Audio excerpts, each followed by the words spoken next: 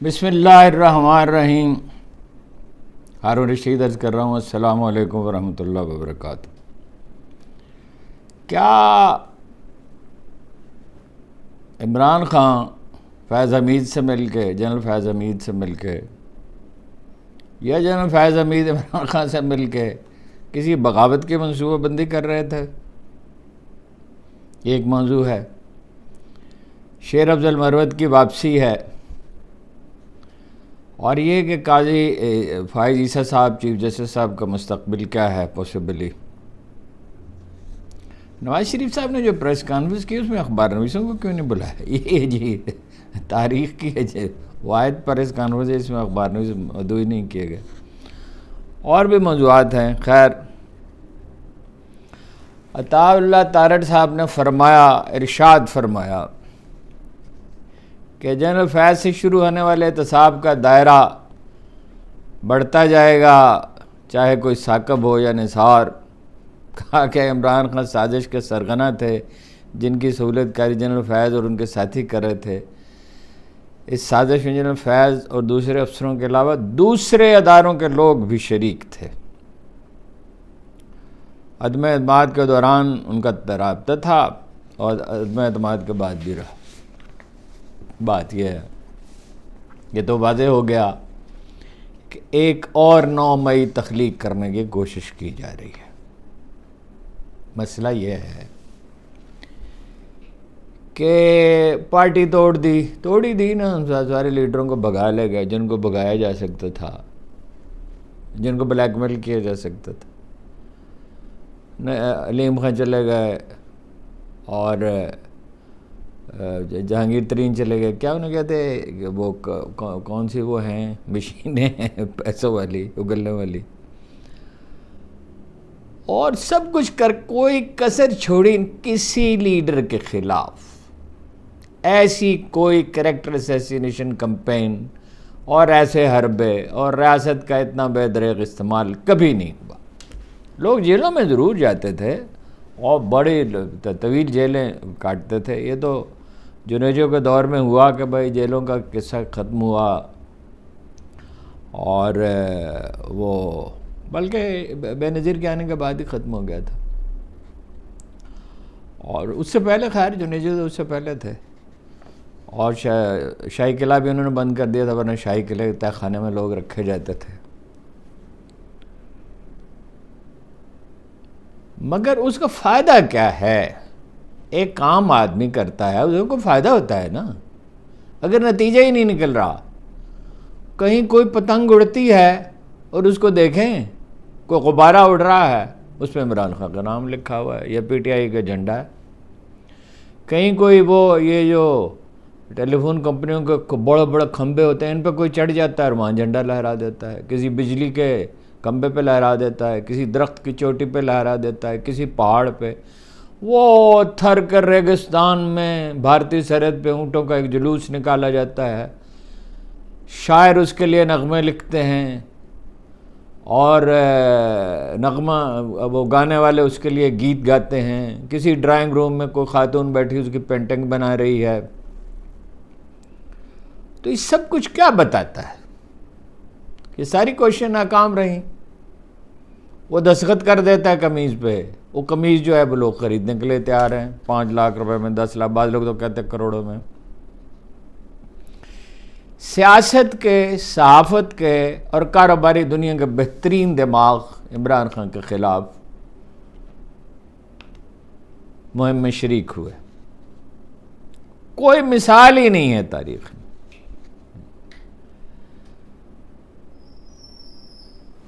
مگر وہ کامیاب کیوں نہیں ہو سکے؟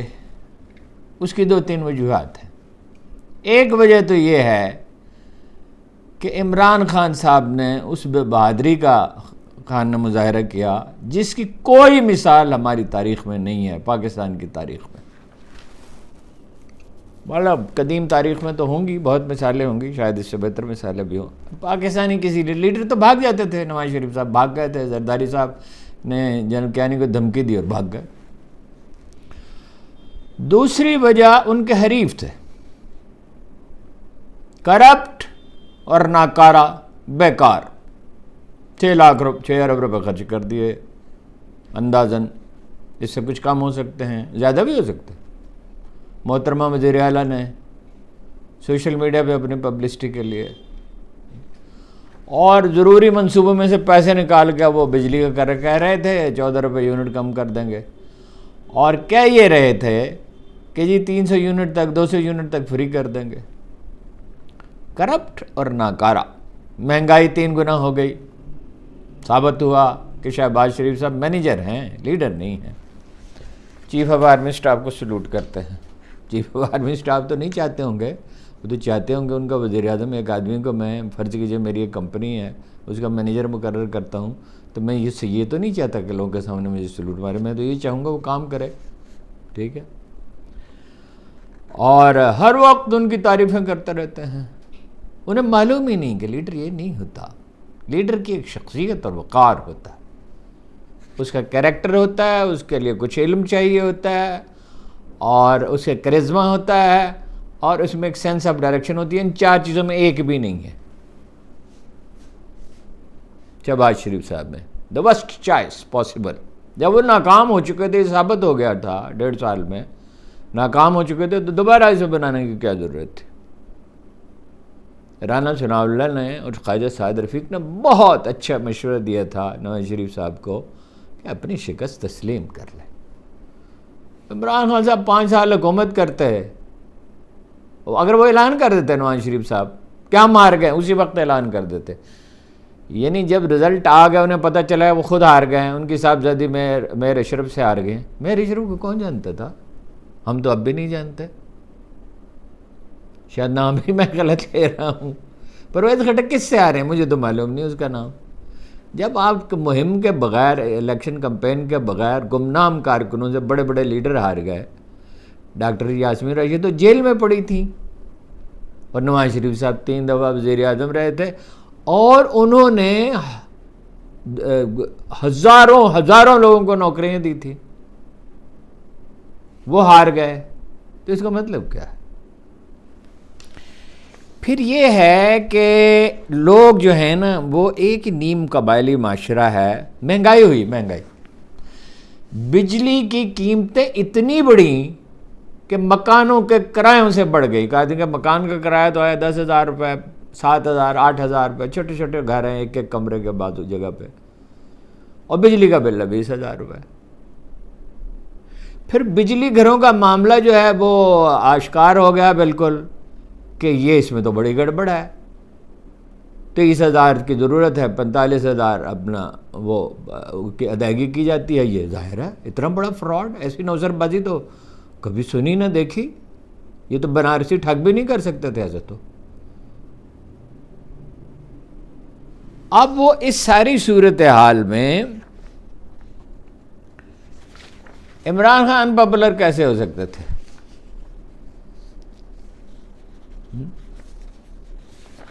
دیکھیے، یہ وہ آرمی ہے جس میں چیف آف آرمی اسٹاف ایک فرد نہیں ہوتا، ہم سیلف ایک انسٹیٹیوشن ہوتا ہے.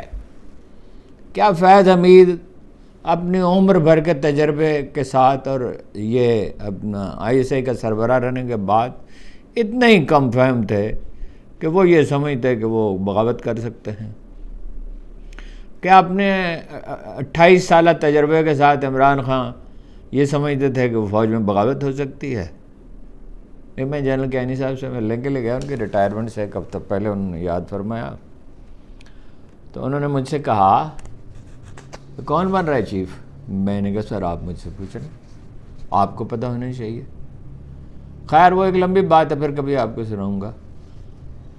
تو میں نے کہا کہ جو آپ تجویز کریں گے، جس کو آپ پسند کرتے وہ نہیں بنے گا، فلاں صاحب اس لیے نہیں بنیں گے، وہ تو آپ کو بھی معلوم ہے، اور کوئی آدمی جو ان کی پسند کا ہوگا وہ بن جائے گا. اسے کشمیری ہونا چاہیے یا اسے خوش آمدید ہونا چاہیے، دونوں میں سے ایک چیز ہونی چاہیے. کمزور آدمی ہونا چاہیے، کیونکہ نواز شریف صاحب نے نامزد کرنا. کشمیری بڑے ذہین لوگ ہیں، مگر وہ تو ان کا تو پریجڈس ہے نا، مسئلہ ہے ان کا. کشمیریوں میں کوئی خرابی نہیں ہے. کشمیری ویسے ہیں جیسے باقی لوگ ہیں، اور قوم چرب دست و تر دماغ اقبال نے انہیں کہا تھا. جنرل باجوہ جب چیف بنے تو وہ یہ پہلے ہی ہفتے میں 10 دن کے بعد وہ کہہ رہے تھے کہ نواز شریف صاحب مجھے ہٹا دیں گے. انہیں بتایا گیا کہ آپ کو نہیں ہٹا سکتے. میں اس کا عینی شاہد ہوں تقریباً، میں اس معاملے میں تھا ان کو یہ بتانے والوں میں کہ یہ نہیں ہو سکتا. تو وہ یہ بغاوت تو کوئی قابل فہم بات نہیں ہے جی، اور ہے، فرض کیجئے ہے، ایک مفروضے کے طور پر میں کہتا ہوں، تو عدالت میں چلائیں نا جی، کھلی عدالت میں مقدمہ چلائیں. بھائی جہاں تک جنرل فیض حمید کے مالی معاملات کا تعلق ہے اس میں تو شہادتیں موجود ہیں، اور میرا خیال ہے یعنی کرائن یہ کہتے ہیں، اور میرا خیال ہے سول عدالت میں مقدمہ چلائیں، انہیں سزا ہو جائے گی. تو اس میں اگر کوئی بات ہے، عمران خان سازش کرنے کی صلاحیت ہی نہیں رکھتے، ان کا مزاج ہی نہیں ہے. مجھے وہ شام اچھی طرح یاد ہے، ہم ان کے گھر کے سین میں، اس وقت وہ بالکل ہی تنہا رہتے تھے. اس وقت تو لوگ آتے ہی نہیں تھے. یہ سب لوگ جو بڑے بڑے لیڈر بنے پھرتے ہیں یہ تو بھاگتے تھے اس سے، اور بہت سے تو بعد میں شامل ہوئے. تو شام کو تو میرے جیسا کوئی آدمی جاتا تھا ملنے کے لیے. تو میں نے ان سے کہا کہ آپ راز نہیں رکھتے بات کو، آپ بالکل گلبدین حکمتیار کے برعکس ہیں جن کے بائیں ہاتھ کو یہ معلوم نہیں ہو سکتا تھا دائیں ہاتھ کیا چاہتا ہے. اس نے کہا تھا سلطان محمد فاتح نے، اگر میری داڑھی کے بالوں کو بھی یہ بات معلوم ہو جائے کہ میں کیا چاہتا ہوں تو میں قصوروار ہوں. راز رکھنا ضروری ہوتا ہے، مگر وہ راز کہاں رکھ سکتے ہیں. اور اس کے بہت سے واقعات ہیں. اور انہوں نے کہا بڑی حسرت سے، کاش مجھ میں یہ خوبی ہوتی. یعنی یہی بھی بڑی بات ہے آدمی کو اپنی خامی کا احساس ہو. دیکھیے وہ صرف پاکستانی عوام کا ہیرو نہیں ہے، وہ عالم اسلام کا ہیرو ہے. یہ بات ہم کئی دفعہ ایکسپلین کر چکے. وہ بنگالیوں کا ہیرو، بنگالی کہتے ہیں اسے ہمارے پاس بھیج دیں، ہمارے پاس کوئی لیڈر نہیں ہے. وہ اس نے میگزین نے، عرب میگزین کا کیا نام تھا، خلیج میگزین، اس نے سروے کیا 92% اربوں نے اس کے حق میں رائے تھی. پھر آپ یہ دیکھیے کہ ایوان نمائندگان ریزولوشن کرتا ہے پاس کہ تحقیقات کرائی جائے. پاکستان کا سب سے بڑا خیر خواہ چین ہے، اس کی وجوہات ہیں، انہیں پاکستان کی ضرورت ہے، انہیں گوادر کے ذریعے تجارت کرنی ہے ایران سمیت پورے سینٹرل ایشیا، مڈل ایسٹ سے، اس یورپ سے، امریکہ سے. That is the best route جس میں ان کے اگر یہ تجارت اس راستے سے ہونے لگے، ویسی سڑک بن جائے، ویسا بندوبست ہو جائے، ویسا ایئرپورٹ بن جائے جیسا کہ ہونا چاہیے تجارت کے لیے، دفاعی مقاصد کے لیے نہیں. پاکستان کو غیر جانبدار رہنا ہے. سینکڑوں ارب روپے سالانہ کا انہیں فائدہ ہو سکتا ہے، اور محفوظ بھی ہے. جنوبی سمندر تو محفوظ نہیں ہے. انہوں نے کیا کہا؟ انہوں نے کہا استحکام پیدا کرے. یہ چینیوں کا مزاج ہی نہیں ہے. اب بات ہے ساری ترجیحات کی. اگر کسی کی ترجیح یہی ہے کہ ملک جائے باڑ میں، $500 ملین کا نقصان عمران خان کہتے ہیں ہو چکا ہے، اور بعض لوگ کہتے ہیں $300 ملین کا ہوا ہے، اور by the end of year ہو جائے گا $1 بلین کا. لیکن یہ نہیں ہے، نقصان اس سے بہت بڑا ہے. نقصان یہ ہے کہ ہمارا پوٹینشیل ہے 20, 30, $40 بلین کا. اس پوٹینشیل سے ہم محروم ہو جائیں. یہ سافٹ ویئر ایسوسی ایشن بھی کہتی ہے اور بزنس کاؤنسل بھی کہتی ہے، اور کاروباری لوگ تڑپ رہے ہیں. سپیڈ تو چلو ہو گئی انٹرنیٹ کی، تو کیا ملک کو برباد کر ڈالیں گے عمران خان کا راستہ روکنے کے لیے؟ یہ کوئی دانائی کی بات نہیں ہے. عمران خان نے، جنرل فیض حمید نے بھی بہت غلطیاں کی ہیں، عمران خان نے بھی بہت غلطیاں کی ہیں. مشیر ناقص، بزدار اور محمود خان جیسے لوگ، اس کے ٹکٹوں کی تقسیم ہمیشہ غلط، عہدوں کی بھی ہمیشہ غلط. لیکن اس کا کیا علاج ہے کہ خلق خدا جو ہے وہ ٹوٹ پڑی ہے؟ اس کا کیا علاج؟ جمہوریت کو دفن کر دیں. جسٹس صاحب نے ٹھیک کہا پرسوں کہ بھائی آئین کو بدل ڈالیں، جمہوریت کو دفن کر دیں، اس پہ گھاس اگائیں اور اس پہ پکنک بنائیں. یہ پاسبل نہیں، ناممکن کام نہیں کرنا چاہیے.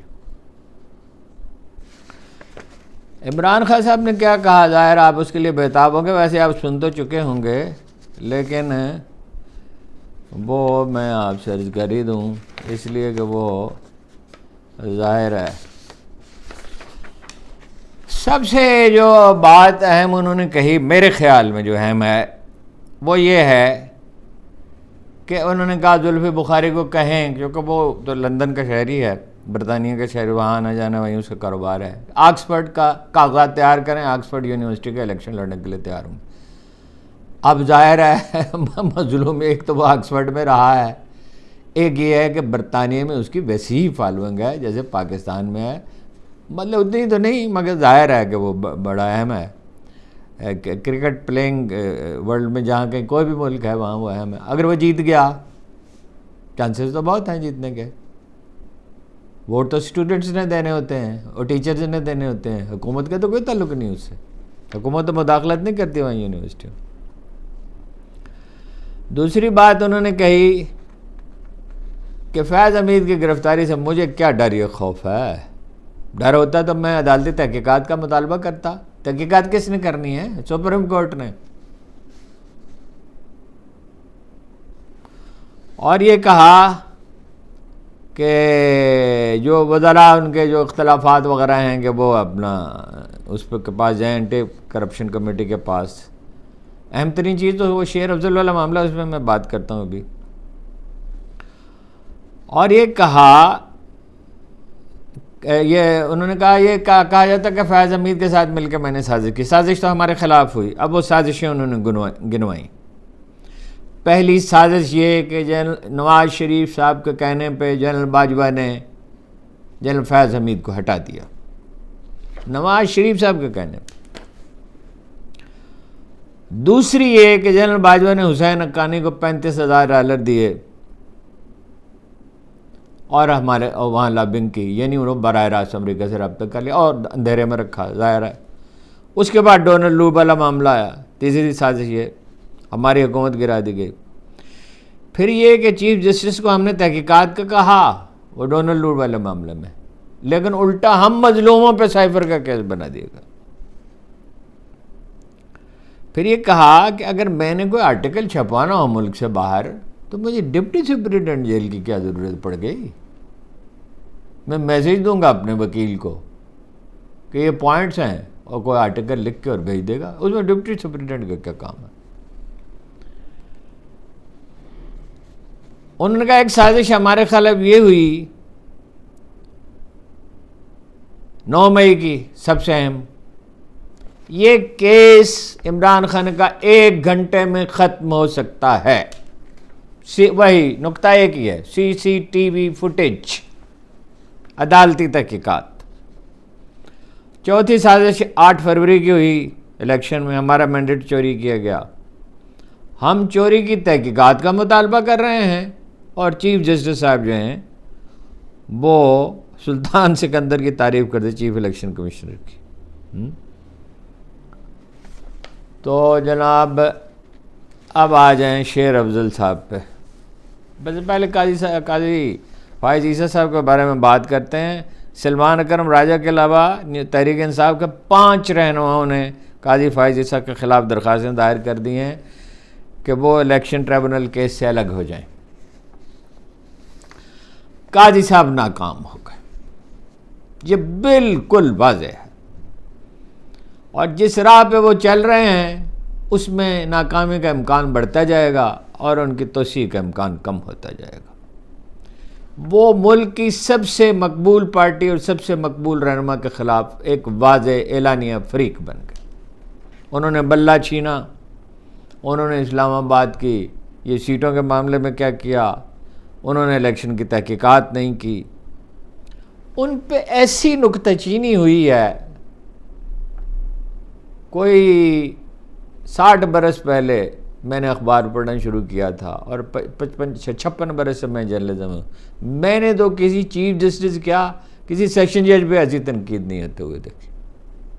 ہوتی تھی تنقید بڑی محتاط دھیمے لہجے میں، 1 2 4 آدمی نے کہا، کوئی کسی جذباتی وکیل نے کہہ دیا، مگر ایسی تنقید اور کچھ واقعات تو رپورٹ ہی نہیں ہوئے. اس میں پچھلے دنوں پیش آنے والا بھی ایک واقعہ. چیف جسٹس سابق چیف جسٹس گلزار صاحب 5 رکنی بینچ ان کا فیصلہ دے چکا ہے کہ قاضی صاحب عمران خان سے متعلق مقدمات نہیں سن سکتے. انہوں نے اس حکم کے خلاف ورزی کی. عجیب بات ہے. اس کے بعد وہ توسیع چاہتے ہیں اور حکومت بھی یہ چاہتی ہے اور پیپلز پارٹی بھی چاہتی ہے. توسیع کا امکان تو اب کم ہے. لیکن فرض کیجئے ہو بھی جائے تو ان کی مورل اتھارٹی باقی نہیں رہی. ان کی بہنوں نے بھی درخواست دے دی. آپ کو کوئی حق نہیں. بالکل یہ تو سادہ سی بات ہے. جو آدمی فریق ہو یا جس پہ فریق ہونے کا شبہ بھی ہو جائے تو جج تو اس سے الگ ہو جایا کرتے ہیں.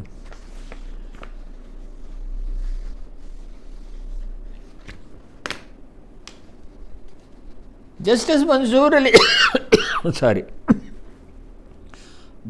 منصور علی شاہ کے بارے میں سرکاری اخبار نے یہ فرما رہے ہیں. میں تو حیرت زدہ رہ جاتا ہوں بعض اوقات کس ڈٹائی اور کس دھڑلے سے لوگ جھوٹ بولتے ہیں کہ وہ پی ٹی آئی وہ اور دوسرے چیزوں کے بارے میں کہ یہ عدلیہ مدد کر رہی ہے. ان کی کیا مدد کر رہی ہے؟ جسٹس منصور علی شاہ نے بھی اور دوسرے ججوں نے بھی کتنے فیصلے دیے ہیں. وہ اب مجھے جب یہ خیال آیا تو وقت نہیں تھا کہ میں اس کی تفصیل مرتب کرتا. کتنے فیصلے دیے پی ٹی آئی کے خلاف. اور جسٹس منصور علی شاہ کا مزاج ہی نہیں ہے تصادم کا. وہ اسٹیبلشمنٹ کو پرووک بالکل نہیں کرنا چاہیں گے. یہ کوئی کسی رپورٹر سے آپ پوچھیں جو سپریم کورٹ کور کرتا یا ہائی کورٹ کور کرتا رہا. فساد فی الارض کے آدمی نہیں ہیں وہ. البتہ یہ بھی نہیں ہے کہ وہ کسی کے خلاف فریق بن جائیں اور ضد پال لیں. اور ملک کی بھلائی کس چیز میں ہے؟ انصاف ہوتا اور ہوتا نظر بھی آ رہا ہو, اسی میں ملک کی بھلائی ہے. ملک چلتے ہی اس پر ہیں. یہ تو ایک ایسی چیز ہے جسے دہراتے دہراتے لوگ تھک گئے. ملک ظلم سے جبر سے تو نہیں چلتے. شیر افضل صاحب کی واپسی ہو گئی. کہتے ہیں کہ عمران خان سے ملنے گئے, ہاتھ آگے بڑھایا, انہوں نے ہاتھ کھینچ کر گلے لگا لیا. ہیں تو گلے لگانے کے قابل ہی. واپسی کا امکان اسی وقت واضح ہو گیا تھا جب اپنا علیمہ خان نے ان کے ساتھ کھڑے ہو کے گفتگو کی. انہوں نے ان کے ساتھ کھڑے ہو کے گفتگو کی تو اور جلسہ کیا تھا جو انہوں نے اپنے علاقے میں ایسے شاندار جلسہ کیا. دیکھیے عمران خان کی عدم موجودگی میں شیر افضل وہ واحد آدمی ہیں جن کو سننے کے لیے لوگ لپکتے ہیں. ایک لیڈر کو کیا چاہیے ہوتا ہے؟ کرزما ان میں ہے. علم کافی علم ہے. حتیٰ کہ دینی معاملات کا بھی اتنا علم انہیں ہے جتنے ایک سیاسی لیڈر کو ہونے چاہیے. خطابت زور خطابت کمال ہے اور وہ شاندار گفتگو کرتے ہیں. اور جرت ان میں بہت ہے. لیکن ایک بات پہ عالی جناب غور نہیں فرماتے کہ زبان کا زخم تلوار کے زخم سے بھی زیادہ کاری ہوتا ہے. تلوار کا زخم مندمل ہو سکتا ہے, زبان کا نہیں. بہرحال دوسری حقیقت یہ بھی ہے, بیسک رول ہے یہ بھی, کہ آدمی غلطی سے تباہ نہیں ہوتا. ہمیشہ میں عرض کرتا ہوں غلطی پر اصرار کرنے سے, سٹینڈ لینے سے تباہ ہوتا. اپنی غلطی انہوں نے مان لی. آج اخبار میں سے انہوں نے اکسانے کی بتیری کوشش کی مگر انہوں نے کسی کے بارے میں کوئی ریمارکس نہیں دیے. معذرت کر لی ایک آدمی نے. اور اگر اس پہ قائم رہنا مشکل بات ہے. سب سے بڑی غلطی تو انہوں نے کی تھی سعودی عرب والا بیان, جس کی کوئی وجہ آج تک سمجھ میں نہیں آ سکی, جس کی وجہ سے ان پہ الزام آیا. اور اس وقت دیا جب سعودی وزیر خارجہ غالب نہیں آئے تھے یا کوئی اہم آدمی. تو وہ ان کا تو بڑا منور مستقبل ہے. اور یہ 6 مہینے جو گزرے ہیں اس میں جو غلطیاں انہوں نے کی ہوں جو کی وہ نہ کی ہوتی تو وہ اپنا جانشین بن سکتے تھے. اب اس کا امکان تو نہیں ہے, لیکن بہرحال وہ اپنا اگر تلافی کر دیں کچھ, انہوں نے زیادہ تر تو کر ہی دی ہے. اور انہیں ذمہ داری سونپی گئی ہے لاہور جائیں, اسلام آباد میں جلسہ کریں. صدیق جان صاحب نے خبر دی ہے کہ اسٹیبلشمنٹ کے پاس کچھ آڈیو ہیں اسحاق ڈار کی. اس میں ایک تو نواز شریف صاحب نواز شریف صاحب نے 2 آدمیوں کا نام لیا ہے کہ انہوں نے ان کی پیٹھ میں چھرا گھونپا. ایک تو شہباز شریف ہیں اور دوسرے کا نام وقت آنے پر بتایا جائے گا. وقت آنے پر کیا بتایا جائے گا؟ یہ تو کامن سینس بتا ہی سکتی ہے کس کے بارے میں وہ کہہ رہے ہیں. نگرانی صرف عمران خان کی نہیں ہو رہی، صرف پی ٹی آئی کے لیڈروں کی نہیں ہو رہی، سبھی کی ہو رہی ہے. سبھی کو محتاط رہنا چاہیے، آئین اور قانون کے دائرے میں رہنا چاہیے. اور وہ آئین کے دائرے میں رہیں گے، ورنہ صوفی محمد جیسا انجام ہوگا. کہاں ہے صوفی محمد؟ قائد اعظم کا طرز سیاست ہی سیاست ہے. سبھی کی نگرانی ہو رہی ہے، سب محتاط رہیں. رہ گے رواں پہ نقش قدم اور کتنی دیر، ہم اور کتنی دیر، تم اور کتنی دیر. وقت گزر جاتا ہے جیسا بھی ہو. کچھ چیزیں تو رہ ہی گئیں کیونکہ بات اتنی لمبی ہو جاتی ہے.